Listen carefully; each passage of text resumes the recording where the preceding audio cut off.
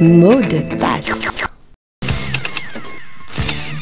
Bonsoir à tous, c'est l'un des grands rendez-vous de l'année. Ce soir, début de la compétition spéciale Grandes Écoles. Au nom du général de Gaulle, je salue votre nouvelle promotion. Nous avons le plaisir d'accueillir les tenants du titre, les champions de la prestigieuse école Polytechnique. L'élite est entrée sans prévenir. Des filles cet après-midi, il y en avait beaucoup dans ce grand magasin, des filles toutes prétendantes au titre de top modèle. Mais qu'est-ce que c'est que cette histoire? L'élite, évidemment, n'a pas bonne presse.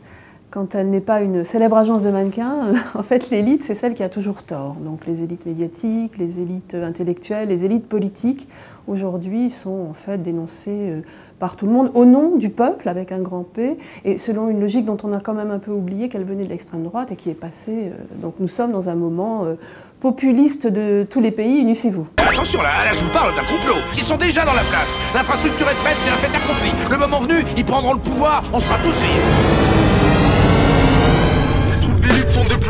C'est un participe passé féminin, donc une élite, c'est une assemblée choisie, ou une chose choisie, ou une femme choisie. Et Christine de Pisan, qui est une de nos premières poétesses européennes, eh bien, aimait beaucoup ce mot, et elle se battait elle-même contre l'élite intellectuelle de son temps, le roman de la Rose, Jean Domingue, etc. Et donc elle a imposé une autre forme d'élite, c'est-à-dire une forme de raffinement qui n'appartenait qu'à elle.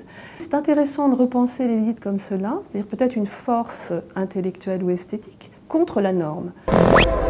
C'est comme si elle écoutait quelque chose. Quelque chose que nous ne pouvons ni voir ni entendre.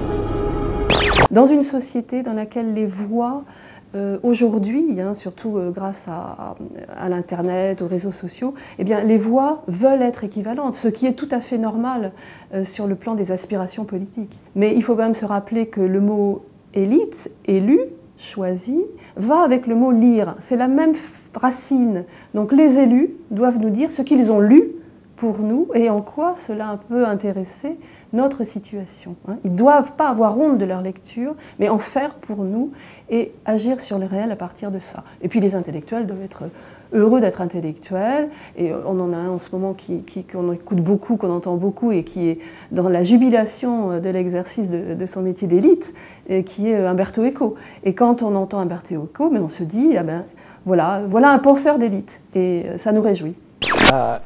J'ai toujours voulu avoir une barbe. Et vous avez été choisi pour devenir des chefs. Mot de passe. L'élite est entrée sans prévenir. Devant ce char d'assaut, vous n'aviez que des idées.